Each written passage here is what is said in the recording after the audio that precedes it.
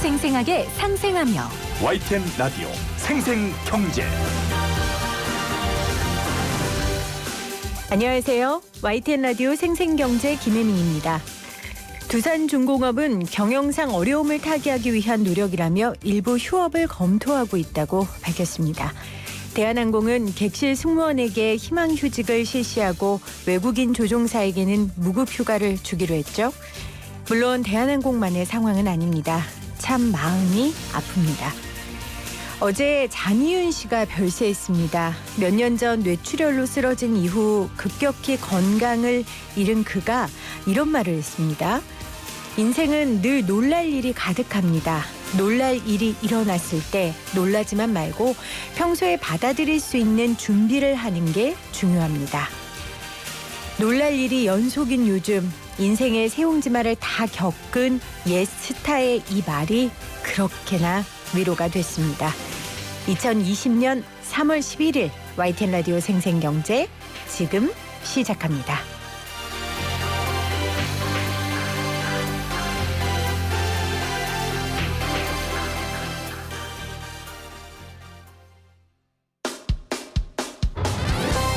사람을 바꾸는 경제 이야기, 세상을 바꾸는 경제 뉴스. YTN 라디오 생생경제.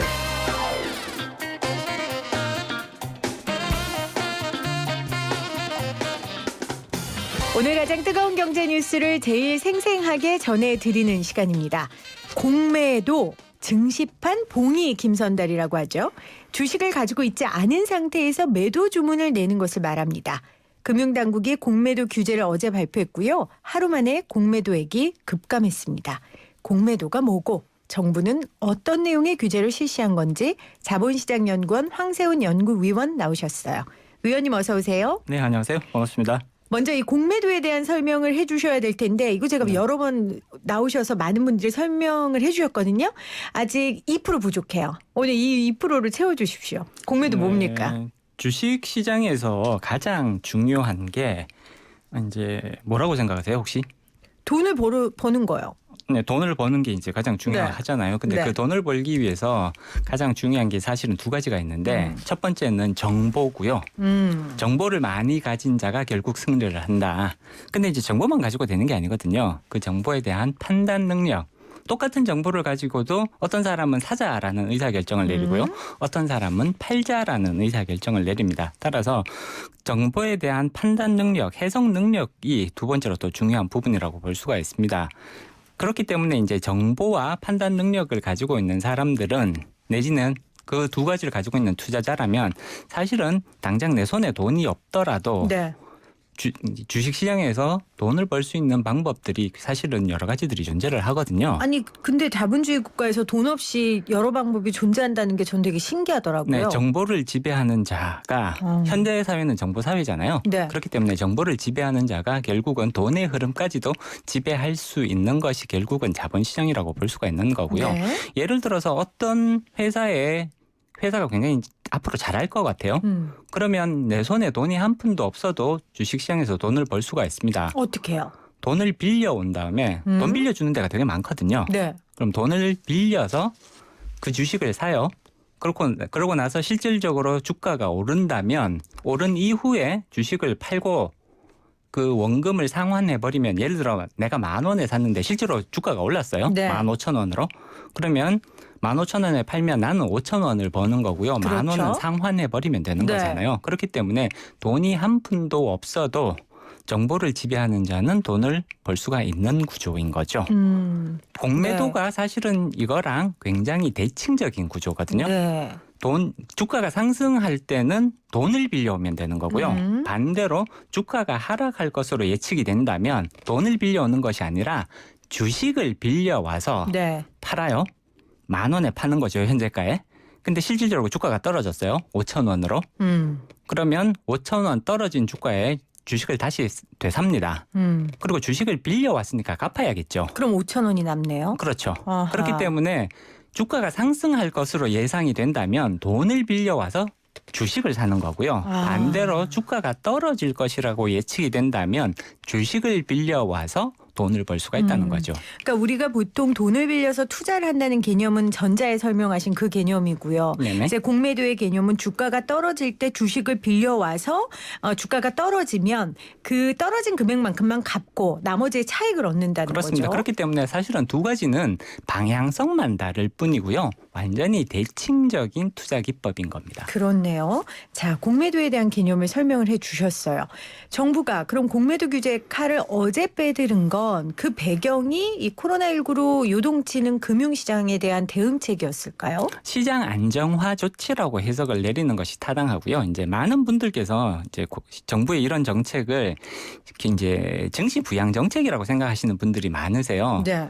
즉 예를 들어 공매도에 대한 규제를 강화한다거나 또는 공매도를 금지한다거나 네. 이렇게 되면 주가 하락이 멈춘다거나 혹은 경우에 따라서는 주가가 상승할 수도 있다라고 네. 생각을 하시는데 이거는 사실은 공매도를 경기 부양 내지는 증시 부양 책으로서 이해를 하시는 거잖아요. 그렇지만 사실은 공매도와 관련된 규제들은 증시 부양의 성격을 가지고 있지 않습니다. 네. 많은 경우를 보시면 예를 들어서 굉장히 강력한 규제, 공매도를 아예 금지를 해버려요. 굉장히 강력한 규제죠. 그렇게 되면 주가 하락이 멈출까요? 그렇진 않겠죠. 실질적으로 그렇지 않다는 증거들이 너무나 많거든요. 우리가 2008년도에 실질적으로 8개월간 공매도를 금지한 기간이 있었고요. 네. 마찬가지로 2011년도에도 3개월간 공매도를 금지해 본 적이 있습니다. 그렇지만 주가가 당시에 공매도가 금지되어 있었던 기간 동안 주가가 안 떨어졌느냐? 오히려 굉장히 드라마틱하게 주가가 떨어졌다는 거죠. 오히려 2008년도에요. 네, 자, 2000 제가 네네. 말씀하세요. 2008년도의 사례를 한번 말씀드려 보자면 2008년도에 이제 다들 아시겠지만 리먼 브러더스가 파산을 하면서 글로벌 금융 위기가 시작이 됩니다. 그리고 네. 주가가 폭락을 하기 시작하죠. 2008년 10월 1일 날 공매도 금지 조치가 시행이 됩니다. 이제 정부에서 시장을 조금 안정화시킬 필요성이 있다라고 인정을 해서 2008년 10월 1일부터 2009년 5월 31일까지 8개월 동안 공매도를 전면 금지하게 되죠. 지금보다 훨씬 강한 정책이네요. 훨씬 강한 조치였죠. 근데 이때 주가가 어떻게 움직였냐를 한번 보시면 2008년 10월 1일 날 금지를 한 날이죠. 금지 시작이 된 날 주가 지수가 1448포인트에서 시작을 해요. 네. 그리고 약 3주 후인 2008년 10월 24일 날 938포인트까지 떨어집니다. 약 40%가 폭락을 하거든요. 네. 공매도가 금지되어 있었음에도 불구하고 주가 지수가 거의 40% 가까이 폭락을 했다는 거죠. 그것도 3주 만에요. 그렇군요. 자, 지금까지의 말씀을 좀 정리를 해보면 공매도라는 건 주식을 떨어뜨려야 이득을 보는 사람들이 하는 행위잖아요. 그렇습니다. 그러니까 공매도를 금지시키면 지금 주식이 떨어지고 있는 상황을 막을 수 있을 것이다 라고 정부가 예측하는 거고. 그렇지는 않습니다. 않아요.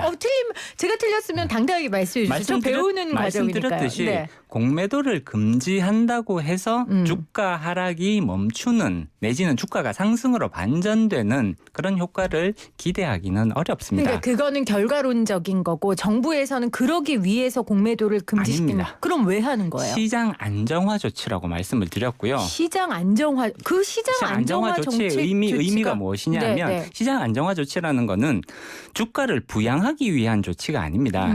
이것은 지금 시장 상황을 보시면 지금 공포심이 시장을 지배를 하고 있거든요. 네. 이성적인 합리적인 투자 판단보다는 오히려 공포심이 시장을 완전히 지배해버리는 상황이란 말이에요. 네. 2008년 글로벌 금융위기, 2011년 유럽 재정위기도 마찬가지였다는 거죠. 공포심이 시장을 완전히 지배하고 있기 때문에 이러한 시기에 만약에 공매도까지 집중되게 되면 네. 사실 시장의 그런 공포심이 오히려 훨씬 더 증폭되는, 그럼으로써 시장에 불필요한 변동성이 더 생기는 효과가 나타날 가능성이 있거든요. 그러니까 지금 위원님 말씀은 정부에서 이런 일을 하는 것도 시장 증시 부양 정책이 아닌, 그러니까 떨어뜨리는 걸 막기 위함이 아닌 시장 안정화 조치로 하는 것이고, 이 시장 안정화, 근데 저는 이해가 안 가는 게 주식 예를 들자면 네, 이런 네. 거예요. 지금 코로나 바이러스 때문에 시장이 굉장히 크게 불안감을 느끼고 있는 거잖아요. 네. 그리고 코로나 바이러스가 계속해서 기승을 부리게 되면 글로벌 경기 침체는 불가피하다고 봐야 됩니다. 그렇기 때문에 이제 그 경제 활동이 굉장히 위축이 되겠죠. 우리나라 수출 기업들도 굉장히 어려움을 겪을 수밖에 없습니다. 네. 그러면 우리나라 수출 기업들의 실적, 매출 크게 떨어질 가능성이 높고요. 그러면 영업이익도 많이 떨어지겠죠. 그렇겠죠. 이것 때문에 주가가 떨어지는 거거든요. 그렇죠. 주가는 지금 우리나라 기업들이 매출이 많이 떨어질 것 같다.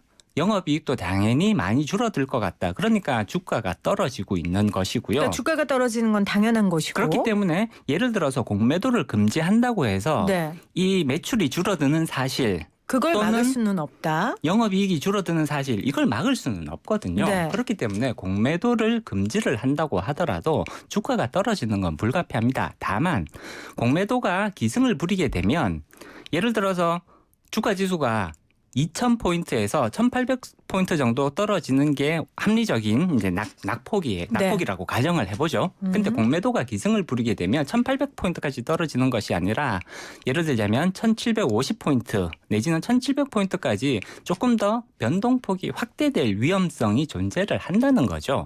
그러니까 이 부분을 제거하기 위한 조치다라고 이해를 하시는 것이 오히려 더 합리적인 그런 이해가 되는 거고요.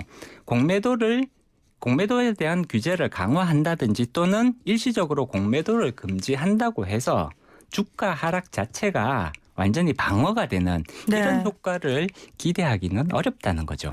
그러니까 떨어지는 게 당연한 상황 가운데 공매도만으로 떨어지는 걸 막을 수는 없고 떨어지는 하락폭을 조금은 좁힐 수 있다. 하락폭을 좁히는 게 아니라 네. 하락폭이 불필요하게 증폭되는 네. 과민 반응을 보일 수 있거든요. 시장에서는 항상 이게 심리에 의해서 움직이기 때문에 네. 과민 반응이 나타날 수 있다. 그러면 적정 하락폭보다 오히려 더 떨어질 수도 있는데 그러니까 정부에서 공매도를 막는다는 것 자체가 시장에게는 시그널이기 때문에 그 변동하는 폭들을 조금은 조정할 수 있다, 안정화할 수 있다 이런 안정화할 수 말씀이시죠. 있다라는 거죠. 그럼 그렇게. 정부도 그거를 알고 있을 거 아닙니까? 그렇기 때문에 그렇기 정부에서 때문에 지금 한 거다. 발표하는 이런 이제 공매도와 관련된 규제 강화 조치들은 말씀드렸듯이 주가 부양을 목표로 이런 것들이 시행되는 것이 아니라고 저는 개인적으로는 이해를 하고 있고요. 네. 말씀드렸듯이 시장을 안정시키기 위한 조치로서 시행되는 네. 그런 것들이라고 이해를 하시는 것이 오히려 더 합리적이라고 봅니다. 알겠습니다. 이해했습니다. 자, 이해하고 다음 질문으로 넘어가 보면요. 그렇다면 정부가 내놓은 이 공매도 관련 대책의 주요 내용이 뭡니까? 핵심 내용이? 일단 지금 공매도 과열 종목 지정 제도라는 것이 있습니다.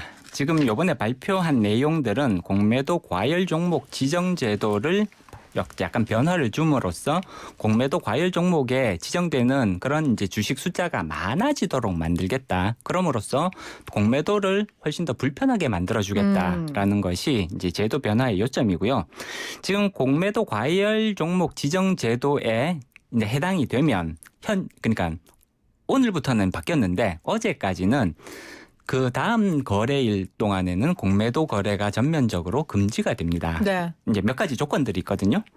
이제 당일 주가가 지금 이제 5% 이상 하락한 코스피 종목에 공매도 거래 대금이 평소 대비 3배 이상 증가한 경우에 이제 과열 종목으로 지정이 됩니다. 예전에는 6배 이상인 경우에 과열 종목으로 지정을 했는데 네. 지금은 3배 이상 증가한 경우에 대해서 과열 종목으로 이제 지정하는 걸로 바꿨고요. 네. 코스닥 같은 경우에는 예전에는 5배 이상이었는데 지금은 오늘부터는 2배 이상만 돼도 과열 종목으로 지정을 해서 다음 10거래일 동안 그러니까 2주간이죠. 2주간 공매도를 금지하게 되는 이렇게 이제 공매도 과열 종목 지정 제도를 굉장히 강화를 한 거죠. 네.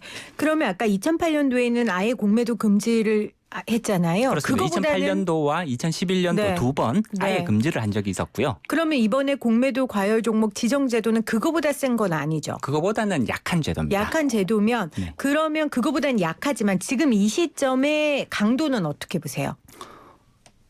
지금 시장 안정화 조치로서는 저는 적정 수준의 조치다라고 충분히 이제 평가해 볼 수가 있는 거고요. 그리고 사실 이제 추가적으로 시장 불안이 더 이어진다면 네. 그 이후에 추가적인 공매도 규제 강화 조치가 아마 더 발표될 가능성이 높다고 저는 예상을 합니다. 그렇기 때문에 이것은 이제 공매도 과열 종목 과열 종목 지정 제도를 지금 이제 확대한 것은 1차적인 조치다. 그리고 1차적인 조치다. 추가적으로 더 시장이 불안한 모습을 보이게 된다면 아마 금융당국에서는 관련된 규제를 더 강화하는 조치를 발표할 가능성이 충분해 보인다라고 예상해 볼 수가 있죠. 예를 들면요? 지금 공매도 금지. 일시적으로 지금 이제 이 공매도 과열 종목 지정 제도는 3개월의 기간 동안 한시적으로 하는 거거든요. 네. 그렇기 때문에 비슷한 방식으로 기간을 사전적으로 정해놓고 한시적으로 공매도를 전면 금지하는 방안조차도 아마 시장이 더 불안해지는 상황으로 가게 된다면 충분히 가능할 것이다라고 네. 예상을 하고 있죠. 자, 강도는 적절해 보인다고 평가하셨어요. 그러면 시기는 어떻습니까? 좀 더 선제적으로 공매도 제한 카드를 꺼냈어야 한다 이런 지적도 있던데요. 말씀드렸듯이 시장 안정화 조치입니다. 그렇기 때문에 정부의 입장 그리고 이제 이것은 해외의 주요 이제 국가들의 공매도 규제랑도 굉장히 이제 일관성을 가지는 조치라고 볼 수가 있는데 네. 그렇게 봤을 때 시장 안정화 조치는 사전적인 측면보다는 오히려 사고적인 방식으로 적용하는 것이 더 합리적이다. 사실 시장에 떨어질 주가는 충분히 조정을 받는 것이 네. 그래야만 비로소 시장이 또다시 거기서 다시 다른 방향성을 모색을 할 수가 있는 거거든요. 그렇기 때문에 조정은 충분히 받을 수 있도록 그 기간을 부여하는 것이 합리적이라는 것이 학계의 일반적인 견해인 거고요. 그렇기 때문에 사실 지난 월요일 날 블랙 먼데이가 나타났었잖아요. 그리고 지난주 수요일 날 미국의 연준이 기준금리를 0.5% 갑자기 인하를 했단 말이에요. 네. 그렇기 때문에 시기적으로 봤을 때는 이렇게 사실 이제 주가 하락에 대한 불안감이 이제 극도로 커져 있는 이러한 상태에서 안정화 조치가 발표되는 것이 저는 오히려 적절한 타이밍이라고 해석을 하고 있습니다. 네. 실제 어제 이 공매도 제한 제도가 발표가 되고 시장의 반응은 있었습니다. 공매도 거래 대금이 지금 절반 정도로 줄어들었고요. 그래서 시장 안정화 정책으로는 시기도 적정했고 강도도 적정했다라고 위원께서 평가를 해주셨는데 그럼 좀 반대쪽의 이야기를 좀 해보죠. 어떤 사람들은 효과는 고사하고 지금같이 주가 하락 국면에서 저가 매수를 누리는 투기 세력이 가세해서 더 주가 하락을 부추길 수 있다라고 하는데 이런 우려는 어떻게 보세요? 지금 조금 이제 성격이 다르다고 봐야 될 것 같고요. 지금 저가 매수 얘기를 하셨잖아요. 네. 그러면 저가 매수 투기 세력이 들어온다는 얘기는 지금 매수세가 유입되고 있다라는 말씀을 하시는 거거든요.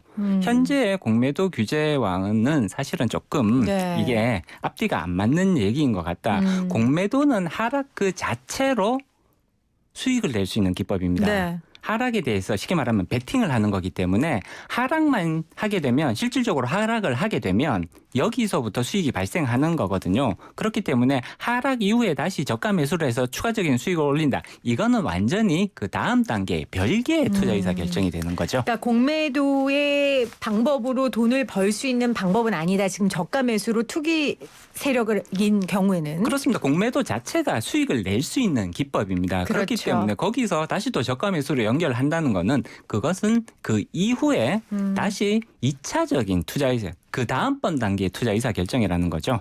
그러니까 그 다음번에 이렇게 할 수도 있잖아요. 그래서 주가 하락이 더 부추길 수도 있다. 이런 뜻 아닐까요? 지금 여기서 하는 말은?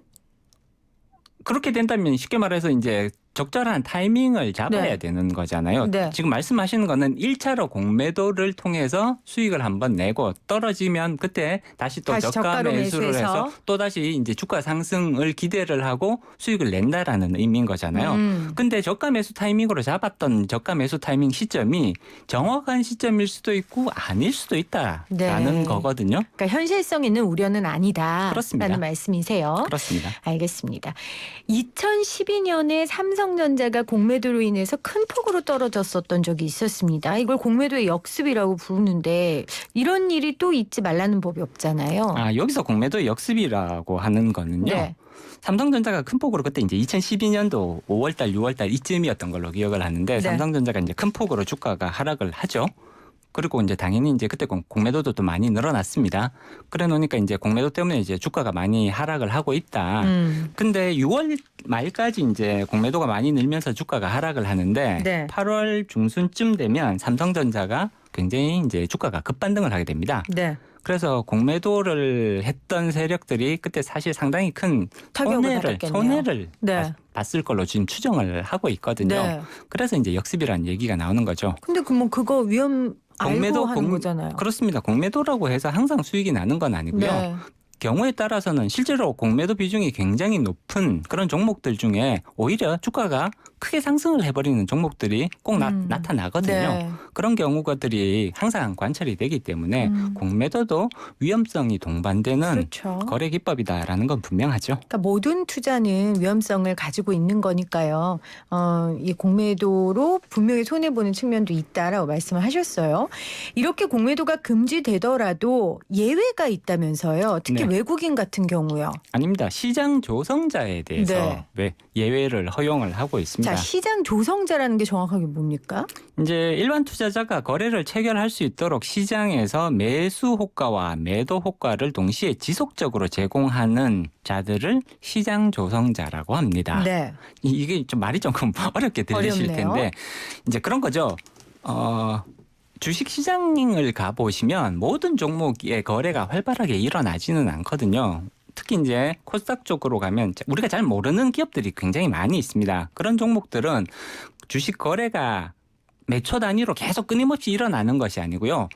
팔자는 사람과 사자는 사람의 맞아요. 가격이 맞아야 거래가 그렇겠죠. 일어나는 거거든요. 그런데 작은 종목일수록 이렇게 팔자는 사람과 사자는 사람의 가격이 잘 안 맞는 경우들이 흔히 발생을 합니다. 그러면 거래 없이 계속 지나가거든요. 네. 예를 들자면 10분, 20분 아무 거래 없이 그냥 지나가는 경우들이 충분히 발생할 수 있거든요. 네. 그런데 만약 여기에 이제 시장 조성자라는 것이 들어오게 되면 시장 조성자들은 의무적으로 내가 얼마에 사겠다라는 가격과 반대로 내가 얼마에 팔겠다는 가격을 항상 띄워놓도록 의무화가 되어 있습니다. 네. 그러니까 내가 굳이 팔고 싶으면 내지는 굳이 사고 싶은데 거래 상대방을 찾을 수가 없다. 근데 시장 조성자가 있다고 하면 항상 그 사람과 거래를 해서 네. 내가 약간의 가격을 조금 더 주는 한이 있더라도 내지는 약간 가격을 조금 덜 만든 한이 있더라도 거래를 즉시 체결시킬 수 있는 그런 장점들이 있거든요. 그래서 그 사람들한테는 공매도를 허용한다는 거죠? 그렇습니다. 그래도 되는 거예요? 예외가 있어도 되는 거예요? 이 사람들은 이 매도 호가와 매수 호가 간의 이 스프레드 격차를 주로 이제 이익으로 가져가는 사람들이거든요. 네. 투자자들이거든요. 근데 이 이제 한쪽 그렇기 때문에 한쪽 일방에 굉장히 큰 포지션을 구축하기가 어려운 그런 투자자 계층이라고 봐야 됩니다. 따라서 이 공매도는 그 매수 행위, 매도 행위 자체로서 수익을 내고자 하는 투자자들이 주로 쓰는 기법인 거고요. 네. 여기서는 시장 조성자들은 주로 그 스프레드, 호가 스프레드를 먹겠다고 이렇게 먹기 위해서 들어오는 투자자이기 때문에 그 투자의 목적 내지는 이익을 창출하는 방식이 굉장히 다르거든요. 네. 주로 이런 시장 조성자들은 공매도를 하는 경우가 대부분은 해지 거래를 위해서 공매도를 하는 것이 대부분이고요. 그렇기 때문에 대규모로 공매도를 치는 경우들은 사실은 굉장히 드물다라고 볼 수 있는 거고요.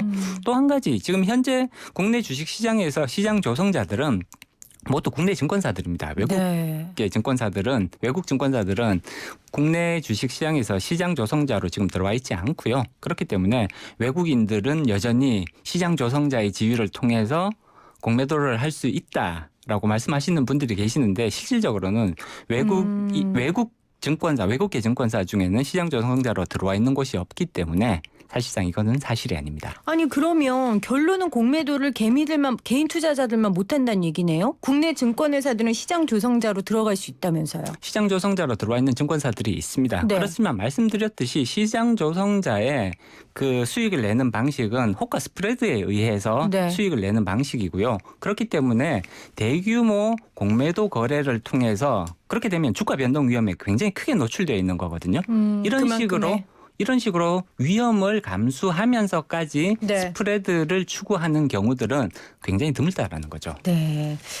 알겠습니다. 제가 공매도를 해봐야 이해할 것 같은데 일단 공매도가 제한돼 있으니까 제가 해보지는 못할 것 같고요. 그래서 사실 가장 중요한 부분은 네. 오히려 이제 저는 개인적으로 이제 공매도를 보면서 항상 드는 생각이 지금 개인들의 공매도 참여가 제도 원칙적으로는 허용이 되어 있거든요. 그렇죠. 그럼에도 불구하고 기관 투자자와 외국인 투자자들이 거의 99% 정도 공매도를 하고 있는데 개인들은 한 1% 정도 되거든요.